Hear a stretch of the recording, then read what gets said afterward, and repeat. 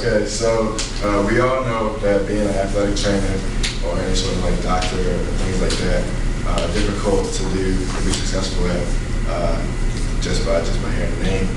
So if you want to take it to another level, like being on like a national level, then there's two organizations that you need to be a member of. If you want to be like an athletic trainer for like college, for like the collegiate level and stuff. And those are the NSCA and the CSCCA, which is the National Strength and Conditioning Association and the Collegiate Strength and Conditioning Coaches Association.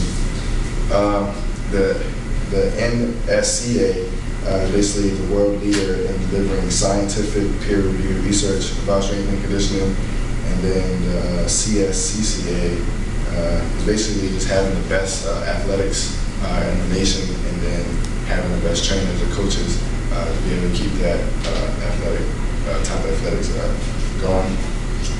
So my guy was Craig Fitzgerald.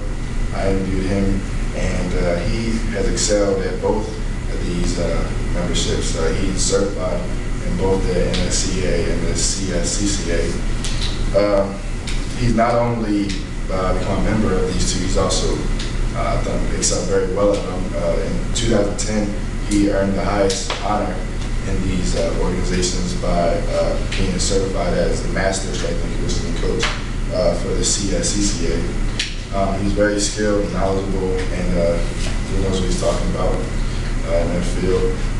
So he was born in Philadelphia. He graduated from LaSalle College High School.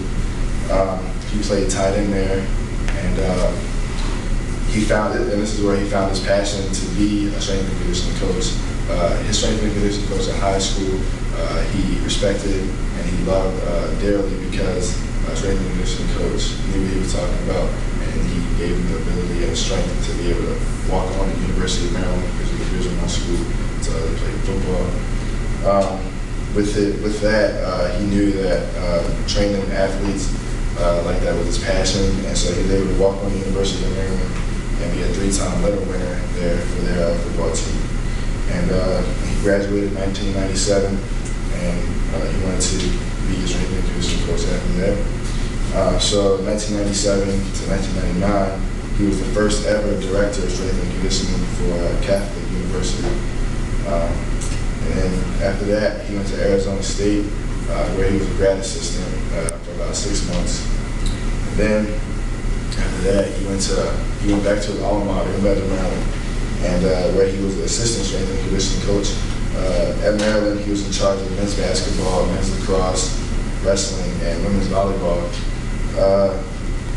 While he was there, the men's basketball team, they made it to the Final Four 2 years in a row, 2001, 2002, and 2002 also winning the championship under his training. He was at Maryland from 2000 to 2005, where he worked under Bill O'Brien for the first time, and that's where they made their bond, and they've been friends ever since.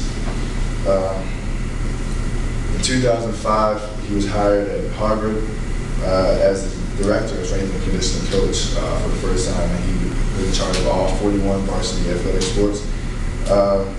He was there from 2005, 2009, and he was responsible for 2007, 2008 Ivy League football championships, and then 2009 he left there and he went to South Carolina. 2009, 2011. This is where he basically made his name and was well known by everybody after these seasons, because under his training for the football team, he gave South Carolina their first their school record of winning. This was the first time they won 11 games in a season in 2011. And this is the first time they posted their top 10 finish in the polls. So he felt like he left his mark there. He felt like he accomplished his goals, and he felt like he just did whatever all he could.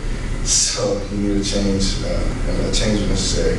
So in 2012, he was hired at Penn State as director of strength and conditioning coach, and he just felt like he likes the rebuilding process, and he likes refreshing and starting over.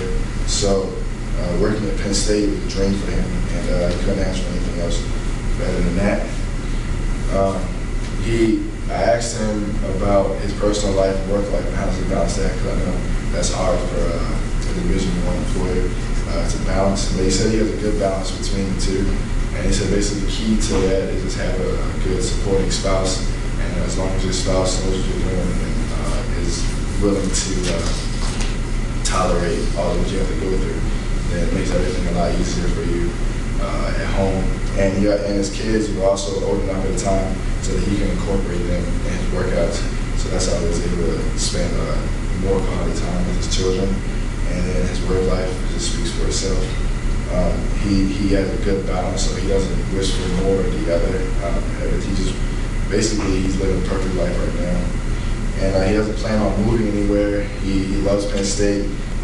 He believes in following the coach, so if Bill O'Brien were to move, then that's where he would move with him. Him and Bill O'Brien have a relationship. They put their trust in one another, so he's going to stick by him. He said that I asked him about the recent incident that happened, and he said it doesn't faze him at all. He said being here is refreshing. He likes change, and he likes seeing his work progress on athletes, and he likes seeing them reach their goals under his training. He said, I asked him, how does it feel to change schools all the time? And he still have the same drive and passion for every school's success. And he said, yeah, it doesn't change. You have to give all that you have for each school. You can't go in there and be half with the school. You have to give everything from your heart. And if you fully train the kids and do everything from your heart, then everybody will appreciate you and see that and appreciate you a lot more. He said that he would love to retire at Penn State. Penn State is basically a dream for him. He's better off financially, and this is just where he wants to be, retire. And if anything should happen, then so be it. But as of right now, it's where he wants to stay. And just to speak about his character, I felt like I don't know this guy at all, and he offered his teachings to me. He asked me if I ever had a goal to be an athletic trainer or anything like that, and I told him I wasn't sure, but he offered his phone number to me. He offered access to his communication. And I just felt like that he's just a good person by doing that, because he doesn't know me, I don't know him, and he's just offering communication to me just out of nowhere. So I just think he's a great guy and a good trainer, and his stats speak for themselves.